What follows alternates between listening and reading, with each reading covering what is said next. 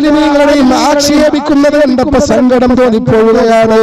ആരോ എവിടെയോ നിന്ന് ഒരു മഖാമിന്റെ കോലത്തിലുള്ള വലിയ സംവിധാനം കെട്ടിയുണ്ടാക്കിയിട്ട് റാലി പോലെ ചുമന്നുകൊണ്ട് നടക്കുകയാണ്. എന്നിട്ടതിൽ പറയുന്നവൻ പറയുന്നത്, ആലിമീങ്ങൾ എന്തുകൊണ്ടാണ് പ്രതികരിക്കാത്തത്? ഒരു സാമ്പത്തിക ലാഭം കിട്ടുമെന്ന് പേടിച്ചുകൊണ്ടാണോ? അല്ലെങ്കിൽ ഇത് പറഞ്ഞാൽ സാമ്പത്തികം നഷ്ടപ്പെട്ടു പോകുമെന്ന് ഭയപ്പെട്ടുകൊണ്ടാണോ? അല്ല പിന്നെ മോനെ, അള്ളാന്റെ ഔലിയാക്കളുടെ മക്ബറുകൾ ഒരിക്കലും ചെണ്ടമേളം കൊണ്ട് നിറയ്ക്കാൻ പാടില്ല.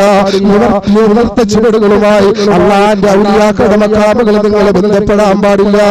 ആനയുടെ അകമ്പടിയോട് എന്റെ പ്രിയപ്പെട്ടവരെ, അമ്പലങ്ങളിൽ പോലും ഹൈന്ദവര് പോലും മടിക്കുന്ന അനാചാരങ്ങൾ നമ്മുടെ ഇസ്ലാമിക പള്ളി കാമ്പൗണ്ടിലേക്ക് കൊണ്ടുവരുമ്പോ അത് അള്ളാന്റെ ഔലിയാക്കളുടെ പേരിൽ ലേബൽ വെച്ച് കൊടുക്കുമ്പോ ആ ചെയ്യുന്നവർക്ക് അള്ളാന്റെ മുമ്പിൽ കണക്ക് പറയേണ്ടി വരും പെണ്ണുമോനെ. അതുകൊണ്ട് അള്ളാന്റെ ഔലിയാക്കളെ മഖാമിൽ മഹാന്മാരുടെ ആണ്ടുറൂസ് നടത്തേണ്ടത് എങ്ങനെയെന്നറിയുമോ?